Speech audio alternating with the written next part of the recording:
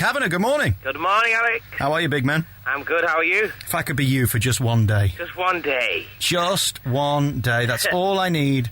Just a little bit of the Kavanagh loving. You've got it all, haven't you? I don't know about that, but, yeah, I mean, it's been an interesting journey the last few weeks, that's for sure. How's your life now? I mean, presumably the ladies were after you before. Now it must be even better, is it? Oh, I mean, I can't keep them away. I mean, it's just ridiculous. I mean, you know, I just can't shake them off. But, I mean, you know about that, Alex. I mean, you know, no, you have the same problem, don't you? 2 tons of fun, mate, I'm telling you. Ugly, fat ginger, it couldn't be worse if I was German. I got to be honest with you. It must be great being you, though, because you did this show, you'd already had a career before, then you came back with The Grease Is the Word. Was that a success, or was it not a success? Well, I mean, it got like 6 million viewers every week, so to me that seems a success. I mean, I think the press just put it up against Joseph, but, you know, there's a whole different audience. I mean, for me personally, it was a success because it's got me a second shot, you know, it's got me a second shot at the career again. So, yeah, I mean, I think it was a success, yeah. That Joseph programme was the gayest programme on TV, wasn't it? Yeah, I actually went to see it the other night, and it's even camper, and the actual show itself's even camper. Well, I walked out of the show. I was working in London for a while last year, and I went to see it. I think it was Stephen Gately who was playing it, which says it all, doesn't it, really? Right. And I just left within 10 minutes, and I normally walk out at half-time if I don't like something. I couldn't bear it. At the point when they had blow-up sheep on stage, I thought it was time for me to leave. Yeah, you saw the blow-up sheep too. Oh, yeah. Right. You've seen it. Is this a new show completely, or have they just rehashed the old one that's been touring for years? Well, I don't know, but I'll tell you about the Grease thing, because a couple of people, you know, I know that are in it or whatever, or that just the, you know, people in the backstage, and they're using the old set for that as well, so I don't think they're spending a lot of money on either one, to be honest. There's a line in The Producers that says, Rule 1 of theatre, never invest in a show, and Rule 2 of theatre, never invest in a show. Right. Perhaps they're not bothering. I think it sounds like that. I mean, blow up sheep, I mean, come on. I know, I have to pay good money for that in Soho. What's your review then out of 10? Would you go and pay to see it?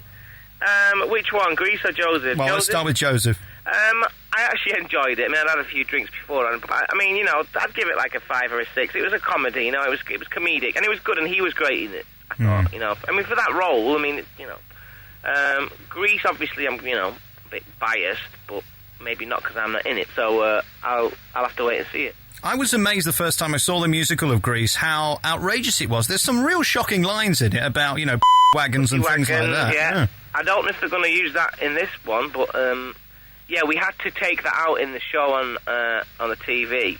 Why? I mean, it's only about kittens. Right. Am I missing something?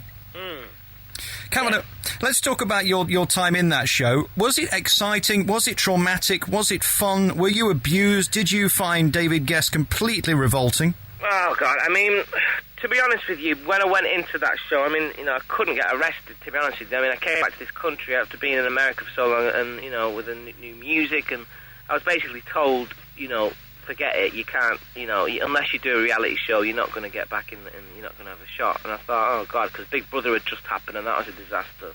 The Jungle was months away, and I was basically down on my luck, and then this thing popped up.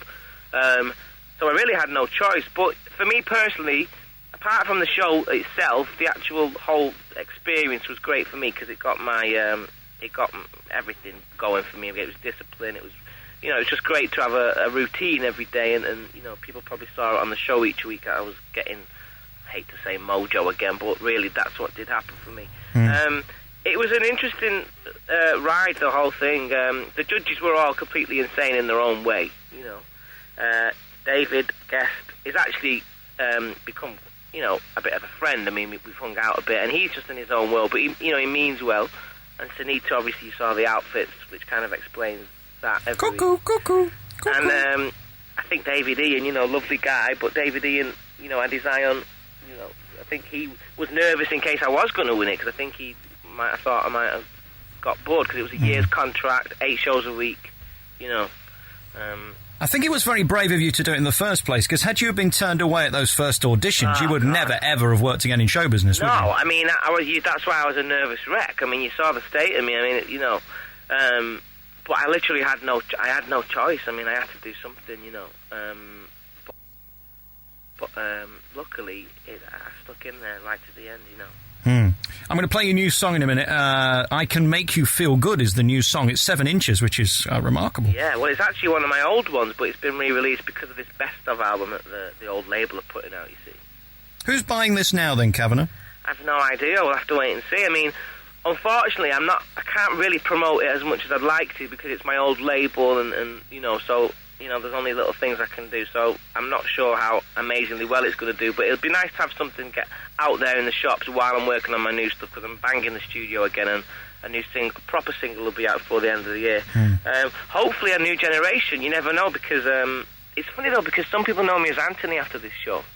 Like, in the street, people shouting, Anthony, Anthony, Anthony, because they don't know me as Kavanagh, because my name is Anthony Kavanagh, but I used to be known as Kavanagh, so I'm almost like two people. It's interesting, isn't it? I mean, the way that your career's gone, you're now doing and selling out things like GAY. Are you very big with the Friends of Dorothy?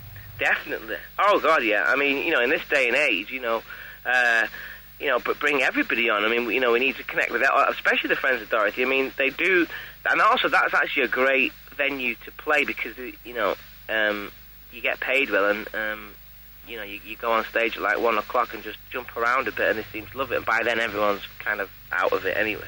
And you also get groped for free on the way out the building. Exactly. That's why you need your bodyguard. Have you ever considered going the other way? I would never put it past anyone. I mean, who knows in this day and age? Who knows which way the wind will blow? Pardon the pun. If you had to sleep with any male celebrity, who would it be? Well, apart from you. You have to ask some sort of questions, mate. Is that all right if we just move on? Well, actually, if you want publicity from it, I mean, I can get you that. If you don't, we can talk about the album. If that's okay, mate, yeah. All right, then. So you don't want to answer that question? I mean, do you want to answer the question, Well, I was going to say him. Oh, fair play. Thank you. No, the way it works, mate, I could get you... I mean, last week I got 2 column inches with Marley and Class and other people, and this is how you do it. But if you want to talk about the album, that's fine. What do you want to do, Kavanagh? Yeah, I'm absolutely fine. Carry on. I mean, I can't see what's going on in the other room. I'm just chatting to you, so I don't know. Well, I'm having a great time if you are. Yeah, I'm having a lovely time. So back to that question then. Other than me, if there was anybody you could sleep with, I mean, who would it be? Oh, God, I'll have to think about that one. Yeah. Probably, let's see. Who could I say on that? David Guest. Really? I mean, he's fabulous. And I love the way that he charcoals his own hair. I've never seen that before. Yeah, he does, doesn't he? I don't know, does he? Well, he puts that black stuff on. Didn't you watch his programme? No, I didn't see the programme. Yeah, he paints his own hair before he goes out. Really? Yeah, if it rains, he's in terrible bother. Oh, God. What's the most exciting thing that's happened in your career? I mean, what is the one memory you've got that if it all ended tomorrow, you'd go, thank God for that? Probably probably getting a phone call to go at the last minute to see if I wanted to go and play for the Princesses of Brunei's birthday party. Ah. And I was in LA at the time and I was a bit down on my luck. And it came out of nowhere and they flew me out there. It was brilliant.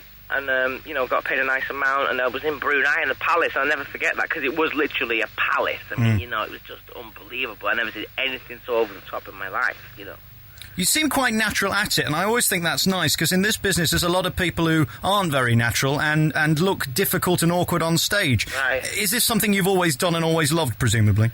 Yeah, I mean, I've always just kind of breezed into, maybe it's a fault of mine, I should probably be a bit more focused, but I seem to have just breezed into things. Luckily, like, when I left school, I was working at McDonald's, not really know what I was doing. The next thing I send this tape to this manager, I get signed up. So that was like, okay, now I'm going to be a pop star.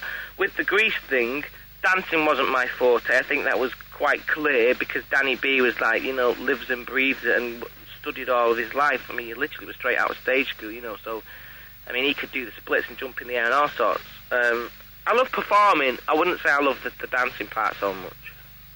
Listen, it's lovely talking to you, and thanks for coming on the programme today. And congratulations on everything, because you're doing really well. And I think it's probably not going to do you that much of a disservice not being in the Grease thing. I think you're probably better making a name for yourself now. You've had that huge 6 million people watching you on a Saturday night. Can't do you any harm, can it? Fingers crossed. It could be blow up Sheeps and Joseph, couldn't it, Ali? Yeah, exactly. And I'm all for a blow up myself, know. Listen, it's lovely to talk to you, and I apologise for upsetting you earlier or upsetting your management. Oh no, I couldn't see what was going on. I was actually happily chatting. I know. Thing is, you see, I get heckled all the time. This is what women normally do to me, you see. I'm not expecting it from blokes. Kavanagh, good to talk to you. We'll play the new single for you now, and thanks for coming on the big show. Thanks, Alex. Bye. Bye-bye. The Alex Belfield In Conversation podcast with daisymedia.co.uk.